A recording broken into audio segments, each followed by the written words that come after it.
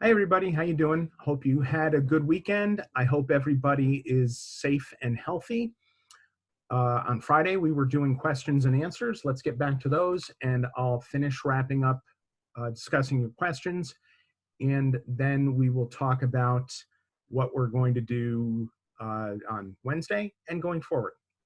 All right, so in answering these, before I answer these questions, I just want to remind everyone that the answers to most of your questions have to do with having a thesis. We've been talking about this all semester.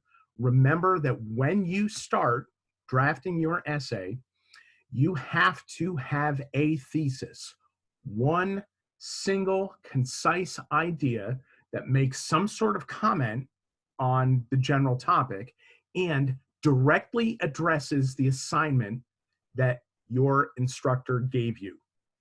And again, this is not for me. This is not me insisting that you directly address my assignment. This is going forward for the next 3 years. Every time you're given an assignment by one of your instructors, you will be expected to directly address that assignment, not use the assignment as a jumping off point to go and discuss other things. All right? So, keeping that in mind, let's go ahead and look at some of the questions that you asked. The first question for today: how can I make sure my essay doesn't run on and addresses the questions asked for the essay? Good question. The answer is you start with a strong, specific thesis. The second way to answer that is it's okay to run on when you're drafting. That's what a draft is for. When you're drafting an essay, all right, when you first sit down and the ideas are coming out of your head and down your arm and through your fingers and onto the keyboard, it's perfectly okay to run on. All right? This is where revision comes in. When you're revising, as you're reading over your paper, you decide if every single part of your paper, A, addresses your thesis directly, and B, is addressing the question asked in the assignment. All right? If you find out that there are parts of your essay that are not doing that, cut them. That's really the best way to answer this question.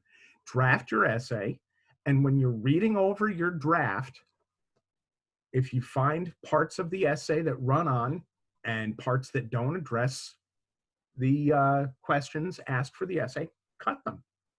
That's it. That's really the easiest part. Start with a strong thesis that addresses the question, draft your essay, find the parts that don't do that, and cut them. If you're asking me how to stay on the thesis while you're drafting the paper, when you first sit down and start typing them, I can't answer that. There is no answer to that. That has to do with how your individual brain works. And that's beyond my control. That's beyond my ability to answer. I don't know how each student's brain works to tell them how to keep on the thesis while they're drafting. I don't know. There's no answer to that. I can tell you that once you've drafted it, you can then reread it and find the parts that are not supporting your thesis and cut those, and find the parts that are not directly addressing the question and cut those. If you cut those things from your draft and you find that you're short on your word count, go back and look at the other points that you've made and develop them further. Okay? Easy enough. Go back and look at those points and develop them further.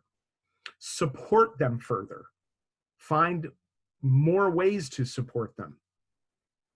Okay? Just as long as you stay on thesis and addressing the questions that you're asked. Okay? The short answer, the TLDR answer is, what is the TLDR? The TLDR answer is come up with a good thesis and support it.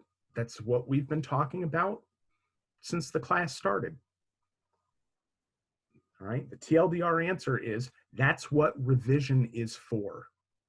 That's why we have revision.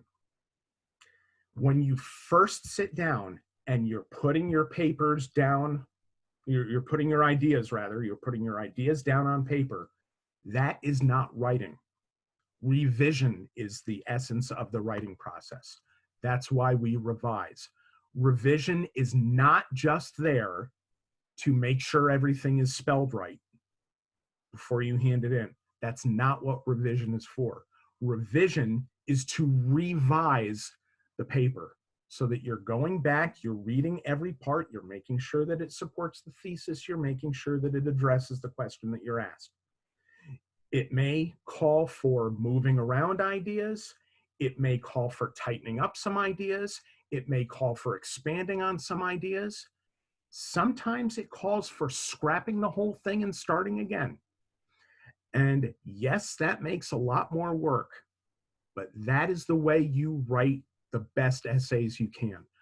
I've had many students during my years of teaching where I've seen, the draft, it's not good, it's wandering around, it's not on thesis, it's not addressing the question. And then when they write their conclusion, they come up with an idea that's really good. And I tell them, that's a good thesis. You should write a whole paper about that. And they go back and they compose an entire draft on that, they revise it, they hand it in, and that's an A paper. Right? Sometimes you can't sit down and write an A paper just by drafting it and fixing the spelling and punctuation. Sometimes it takes several drafts. So that answer was not TLDR, but it's true. That's how you write well. There is no other way to write well. Okay. All right. And the more you write, the more you get used to writing, the less you'll have to do that in revision. But that's still what revision is for. All right. Again, I am a professional writer. I have been doing this professionally for 30 years. I do not sit down and compose something that's perfect the first time. I have to fix it. I have to move things around. I have to rewrite some things. And then it's good enough to publish. Or in your case, good enough to hand in to the instructor. Okay? All right. Next question. If I wanted to talk about a conspiracy theory involving the government, for example, 5G towers making people sick, to back up one of my points, would that be a solid idea? Or should I stick to examples that have facts in them? Ultimately, that depends on your thesis. If you have an answer to the assignment that somehow involves a government conspiracy, then I guess that would be a solid idea. But you still have to be directly addressing the assignment, and the idea that you're expressing must be done clearly and concisely and must support your thesis, right? If you're trying to convince me of an answer to the assignment that I've given you, and you're using a conspiracy theory, I don't know. You're going to have to convince me that your conspiracy theory is true, I guess. Again, it depends on your thesis. So the answer is maybe. I'm not sure. Facts are good to convey an idea. If you're trying to convey your idea to your reader, facts are a good thing. Okay? If you're going to use a conspiracy theory, then if you're going to use a conspiracy theory to make me understand your thesis, then, if that's the support you're using, then that's what your thesis is going to stand on. And ultimately, that will be what the reader uses to judge the validity of your thesis. So, that's something to think about. Okay, the next two questions are kind of similar. One person asked, would it be safe for sports to resume even though people have to stay several feet apart? I'm not sure what you're asking me. Is this what your paper is going to be about? Will the answer to this question be what you're writing about? Because that doesn't exactly address the assignment. If your paper is going to be about whether or not it's going to be safe for sports to resume even though people have to stay several feet apart, that doesn't address the assignment. The assignment doesn't ask you what will be safe or what won't be safe. The assignment asks you what will be the difficulties of the transition period. If you're going to write your entire paper about the difficulties of resuming sports specifically, you're going to have to write about, the difficulties of doing that. Will that be enough to get you 1,300 words? Maybe. Maybe you can write about the difficulties society will have when it comes to going back to assembling in large numbers anywhere, sporting events, movies, concerts, etc. So I think the question you're asking might be too small a corner to tear off. The difficulties about resuming sports specifically, will that get you 1,300 words? It could. It might be easier if you write about the difficulties of society going back to assembling in large numbers anywhere, okay? The next question is similar, but it's kind of the opposite to that. This person wrote to me, the article states we will be returning to normalcy at a certain point. How does that work out? For example, many institutions were shut down due to this pandemic. How will workers return to their jobs if they're required to interact with other people? How will social distancing continue? And how will we find a way to integrate people back into society, especially if no cure is found? How will businesses or restaurant work with large groups of people? How is this normal when in fact there are dramatic changes being put into place when there weren't before?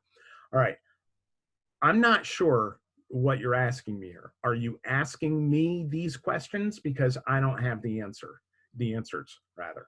Are the answers to these questions going to be your essay? If so, you have no thesis. You have a bunch of things addressing a whole bunch of different ideas. You don't have one single specific idea. So whereas the last question asked about a tiny, tiny slice of society returning to normal, you are asking a lot of questions all over the place. And the answers to all of these questions will not make a thesis for a paper. If you're just writing an essay that answers all of these questions in succession, you don't have an essay that is addressing one single specific thing. You have an essay that is addressing a bunch of things all over the place. One thing you can do is ask yourself, is there one common element that ties all these together? Or pick a few of them and see if there's one common element that ties those things together. That might be a thesis. Okay, you are a person who asked these questions. You are still being very broad and you want to be specific. The last person was so specific, asking about one, would it be safe for sports to resume even though people have to stay several feet apart? That's one tiny question. You are asking questions all over the place. What you want to be able to do is be specific enough that you're addressing one single idea but an idea that you can develop into a longer discussion. All right. If either of the people who asked those questions want to discuss them with me individually, by all means, get in touch. If you're still at this point unclear about what a thesis should be, and you're not clear about what to make your thesis, by all means, contact me. Okay. I've spoken to a couple people on Skype. I've talked to a couple people on the phone. But if you have questions, you need to reach out to me so that we can try to answer them. I will be happy to do whatever I can do to answer your questions. But if you have individual questions about your individual thesis, by all means, get in touch with me. Let's have our attendance question. This one's going to be a little harder. It's going to call for a little bit more research. I want to know, what was the #1 song on your birthday? I want to know what was on the #1 song on the charts on your birthday. Send that answer to me, and I will mark you present for this video. Again, take a little bit more research, not much more, because, you know, again, we live in the age of the internet. You should be able to find that. Send it to me at that address, which I show you every class. Okay. So by now, I should have gotten back from you your comments on your classmates' working thesis. If you submitted a working thesis to me, you should have gotten a working thesis from me for you to do your homework on. If you didn't, please get in touch with me because it was a little bit trickier logistically doing that, but I should have sent everybody who sent me a thesis should have gotten one. Please get that homework in if you have not done so already, so that I can get that thesis back to its original author. All right. I want to send your comments back to the original author. Please get that thesis back to me if you have not done so already. Submit it to Blackboard under the appropriate homework assignment. All right. Your essay 3 draft is due 1 week from today. That's Monday, April 20th, 9 a.m. Actually, can I give you the rest of the day to do that?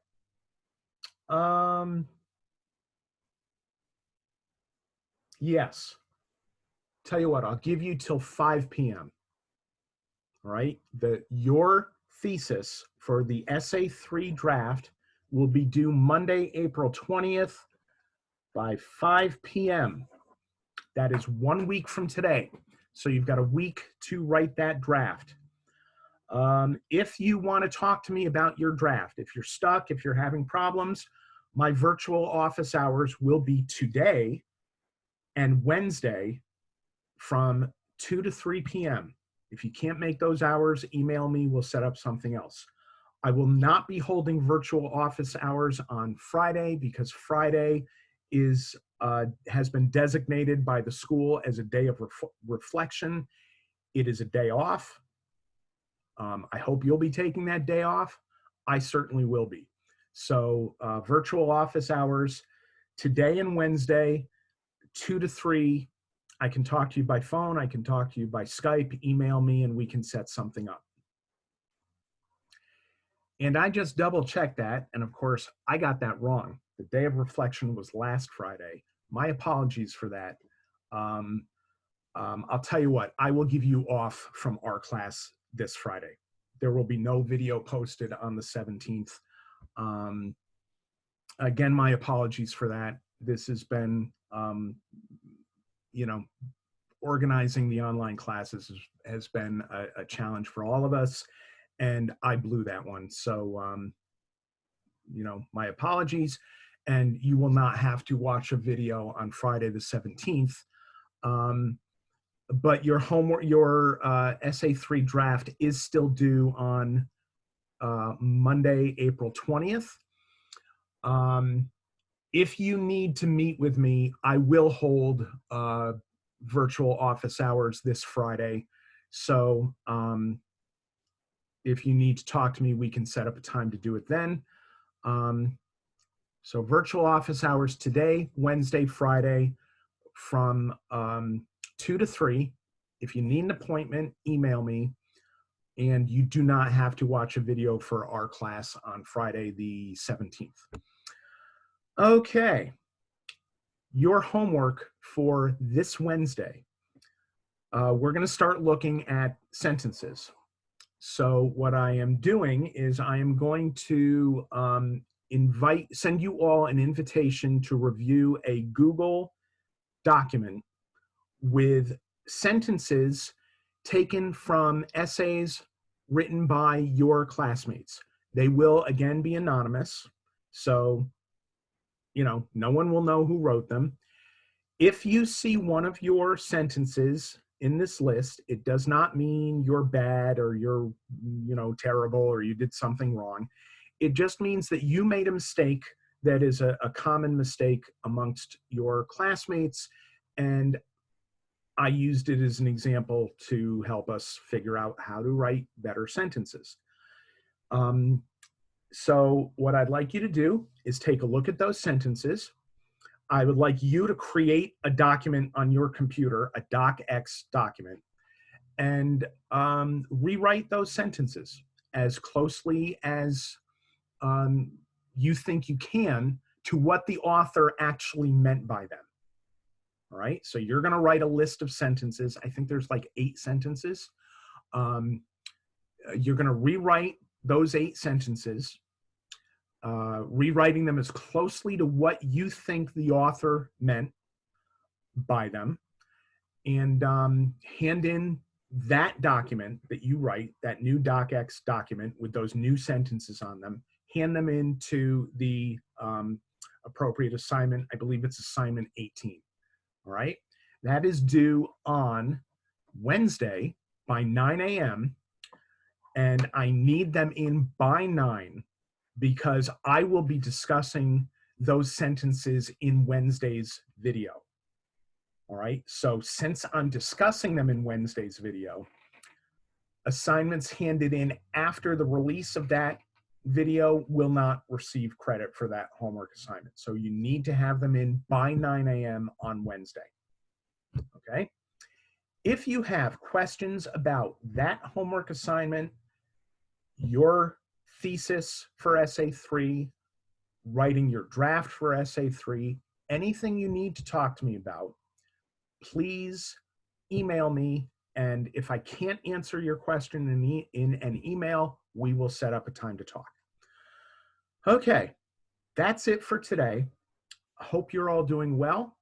And I will see you again here on YouTube on Wednesday. All right, thanks.